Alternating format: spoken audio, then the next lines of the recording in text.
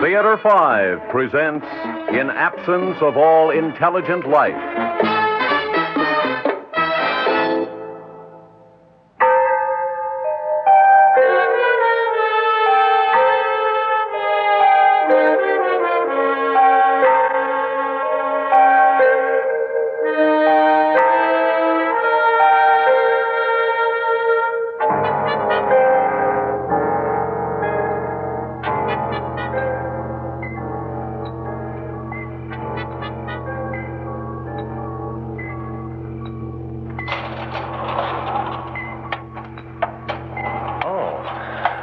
Siddons. No. You can't sleep either, I see. No. I'd close my eyes and I'd think, tomorrow, Jeffries, you make history. One of the first men to set foot on an inhabitable planet. And the next thing I know, my eyes are popped open and I'm just staring up into the darkness. So you came up here to have another look at it? How did you know? I'm afraid buck fever isn't restricted to the young. But it's beautiful, isn't it? Yes, it is. Look at how it hangs there in space, motionless like a huge ball or a giant pearl. Luminescent and gray-green, rich against the blackness of space, and the light of the stars beyond. Red and green and yellow against the black. Look, here on the radar. The land masses show up quite clearly now through the cloud layer. Oh, it's mostly water. Well, more than 3/4 of X-37J's surface is covered with water. Yes, I keep forgetting. You think the land will be firm enough to set down on? As dry as the land at home. I don't know. You'd think with all that water, it'd all be spongy. Catch hut! Addie. Dr. Siddons, I was just going to send for you. Oh, what's up? I don't know. We just got a report from the con that there's a blanket of pure metal satellites orbiting this planet. From the size of a house to the size of needles. Pure metal? They could be manufactured. Here, let's see. Yes, I see. They are pure metal. Have we hit any yet? We're in the field now. The ship's okay? Our hull's designed to withstand 300 bombardments per second. What do you make of it? I don't know. It's very unusual for this large a concentration of satellites to be in the magnetic field of a planet. You mean somebody could have put it there? No, I didn't say that. But it is possible that these satellites were put there to act as a barrier to incoming rocket ships. Yes, it is possible. But remember, meteorites are frequently pure metal, and they become satellites. There's probably life there. Not necessarily. Of course, we know this planet is capable of supporting life. Well, that's why we're going to explore it. But to jump to the conclusion that it's intelligent life and hostile to our exploration, well, it's not only unscientific, it's completely unfounded at this point. It may be that the belt of satellites around this planet might be due to entirely natural causes, ones we hadn't anticipated. But to say there are people down there such as ourselves is something we can't possibly know until we've landed. Well, I'm going to sensitize the ship's defense system and post orders for the landing party to carry weapons. A wise precaution. In the meantime, it's 5 hours till touchdown. I suggest you gentlemen get some sleep while you can. I have a feeling you're going to need it. Once we land.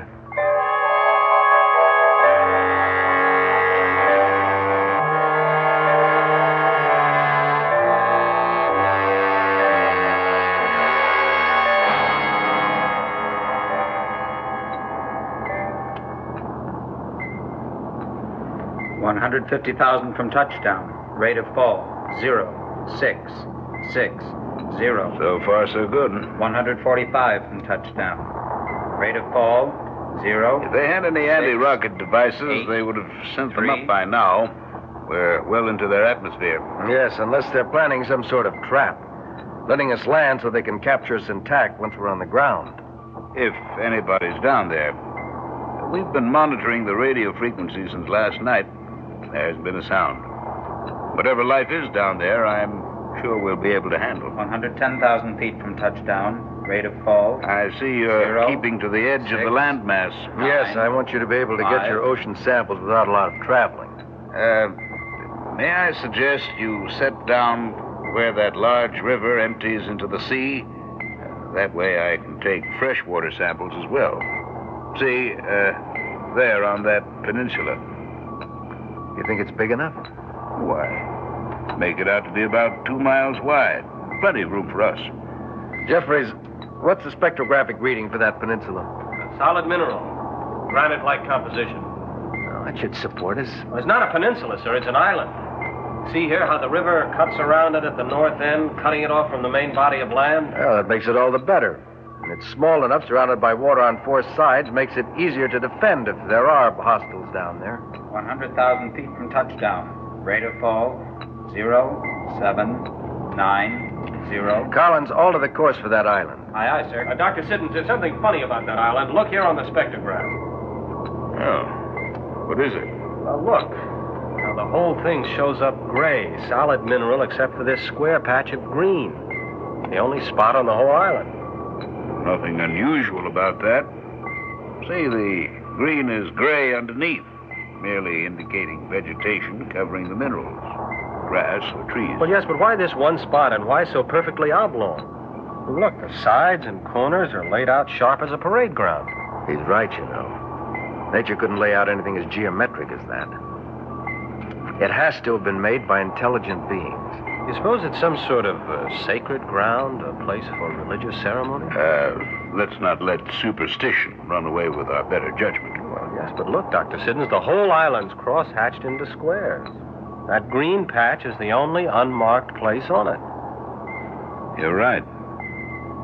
The island has been scored with lines following some sort of plan, like streets.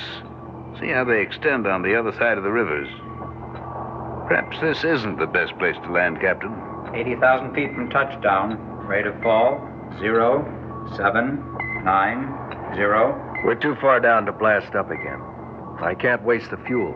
Captain, the radar altimeter is giving me a hodgepodge of readings for that island. The only level place is that green patch of ground. Maybe we should try to land on either side of the river, on the mainland. That's just as bad. Nothing level over there either. Whatever that patch of ground is, sacred ground or what, we're going to be in the middle of it. Set your sights for the middle of that green, Collins. Man your stations, men. We're taking her in.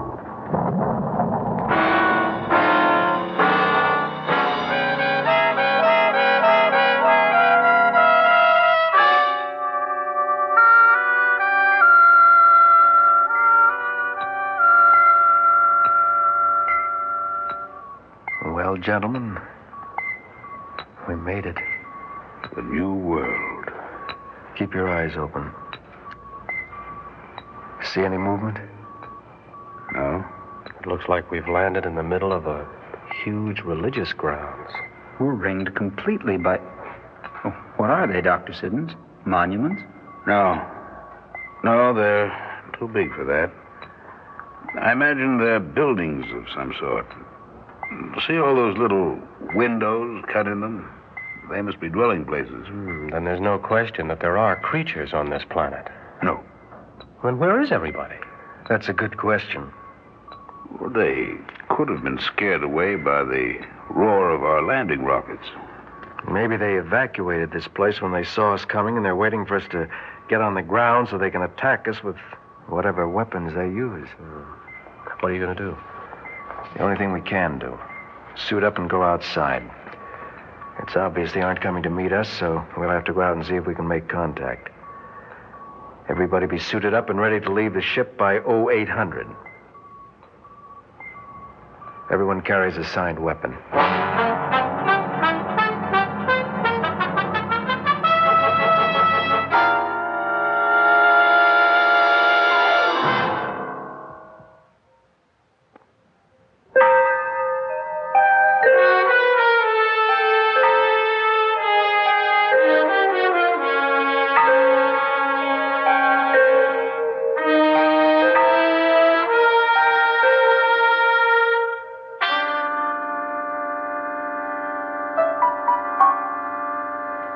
on the deck now, Collins, and spreading out in a defensive perimeter.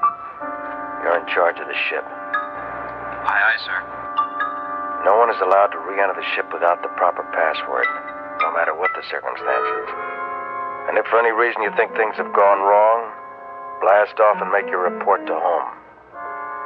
You understand that? Aye, aye, sir. Very good. Have you made your readings, Doctor? Yes, sir. It's just as we predicted from home, though the ground radiation level is a little bit higher than we anticipated. Here, you can see for yourself. Dangerous? More than safe for us. There's no reason why we can't get out of these suits and walk around the same as at home. Unless there's the presence of some element or gas that we can't detect. Yes, that's true. I need a volunteer. Captain, I'd like to volunteer. Not you, Dr. Siddons. You're too valuable to the expedition. I can't let you do that. Well, there's no danger. You said yourself that Please, Captain. You were the first person to set foot on this new world. I'd like to be the first one to breathe its air. Well, all right. But be careful.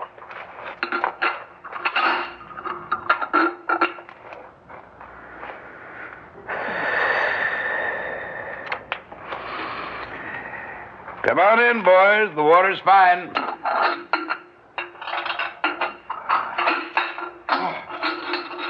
You hear that, Collins? We got it made. Boy, oh boy. I hear you, Lieutenant. All right, knock it off. This is a military reconnaissance, not a picnic. There's life on this planet, but until we make contact with it, it's the enemy. Lieutenant Jeffries? Yes, sir. You take the doctor and the two men and reconnoiter to the east as far as the river. I'll go as far as the river to the west. When you get through, double back here and report. Aye, aye, sir.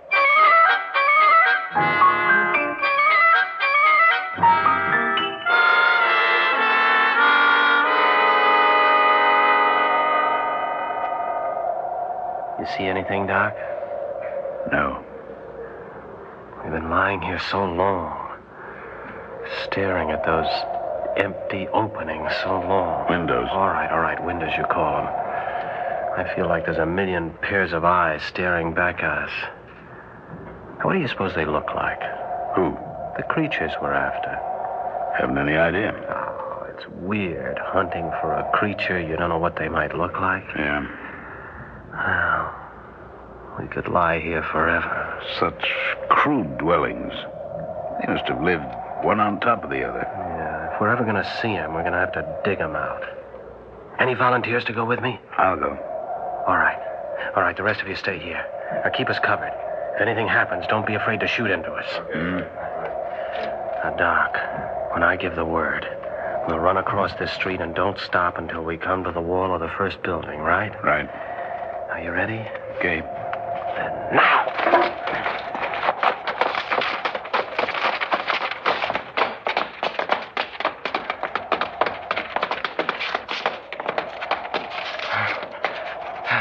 So far, so good. Now, over there. Right.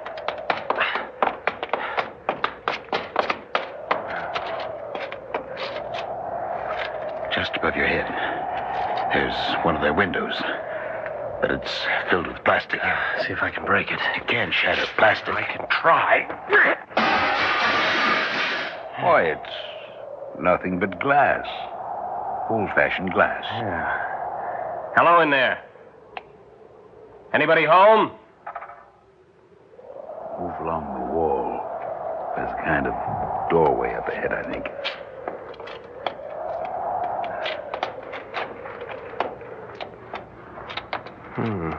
It's unlocked. Push it open with your weapon. And careful. Yeah.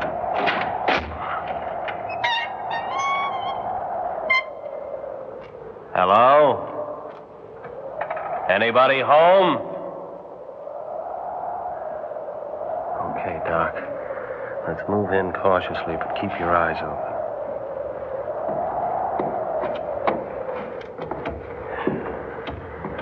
There's one. Where? Over there. Stop! It's an effigy of some sort. See, it isn't living. It's a statue of some kind. You see, it's made out of some sort of alloy. You sure? Yes. Suppose that's what they look like? Well, I imagine so. Animals aren't given to making statues of themselves. Boy, what ugly-looking creatures. You suppose that's the head? Yes. You see, these must be the arms, and these are clearly the legs. Hey, look how close together the eyes are and the stick-like legs. I almost hope we don't run into one. I don't think we will. What do you mean by that? Not in this city, at least. Look at the gray dust on the floor. It's almost 2 inches thick. I noticed the same in the street. If there are any of these monstrosities left, they aren't here.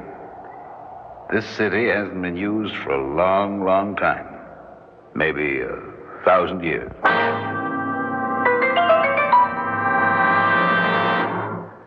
Lieutenant Jeffries reporting, sir. Go ahead, Lieutenant. We've completed the island reconnaissance, sir, as per your instructions. And you found? Nothing. No life of any sort. Not a thing.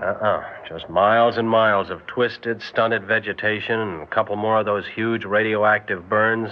Same kind we found 100 miles south and west of here. Collins, your receivers picked up anything yet? No, sir. We've been monitoring all frequencies since we've been here, and not a sound. Nothing but random radio interference from outer space. What about the television satellites we sent up? They've covered the surface of this planet 100 times, sir, and not a sign of movement anywhere.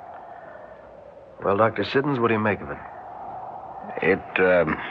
It might be unethical for me to venture an opinion at this time. Oh, come on now, Doctor. You must have some idea. You've been poking around these ruins for the last 10 days. You must have drawn some conclusion. Well, as you know, this planet was at one time inhabited by living creatures, much like ourselves, no matter how repulsive they may appear to us. They were biped, carnivorous, possessed a certain amount of intelligence. Well, what happened to them? Well, in order to understand what happened to them, you have to understand the creatures themselves. As I've said, they were very primitive and very superstitious. True, they had advanced from the Stone Age to the threshold of nuclear energy, but culturally and morally, well, they hadn't got much beyond the Iron Age. So then they discovered the tremendous power of nuclear energy. Exactly. The very first use they made of it was to blow a few million of their fellow creatures off the face of the planet. Savages. Yeah, but they didn't destroy everything. The city's still standing. Well, as far as I can figure out, it didn't hold any military targets. Well, but what happened to the creatures in it? They were killed off by radiation fallout. Well, it's still radioactive. Why didn't the radiation kill us off? Well, for one thing, it's cooled off considerably since then. And for another thing, we're used to it. They never had a chance. Well, that's it. We've got enough to make a report when we get back. Secure for blast-off at 1800 hours tonight. Got everything tied down and ready. That's all, gentlemen. Doctor, you were able to crack their language, weren't you? I wasn't able to. My computers were. It was a relatively simple task. Well, what did they call this place? You mean the planet? The civilization? No. I mean this island, this city, or whatever it was. Well, of course, it was a proper name, so it was meaningless to us. But I can reproduce the sounds they made as they spoke them. They called this place New York.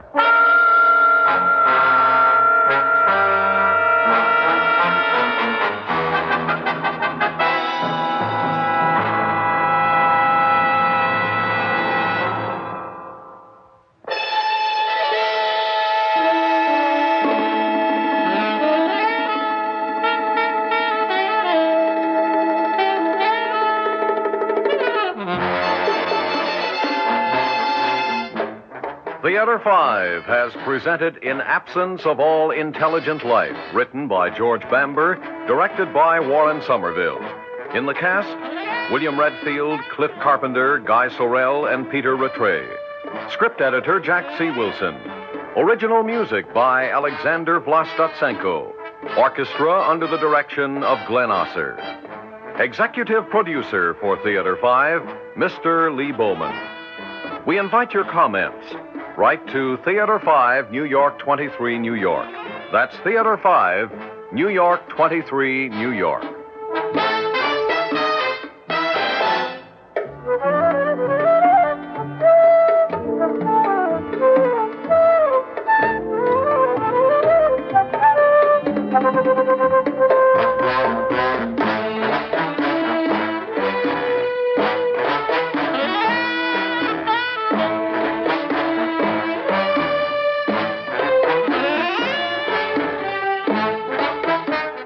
This is Fred Foy speaking.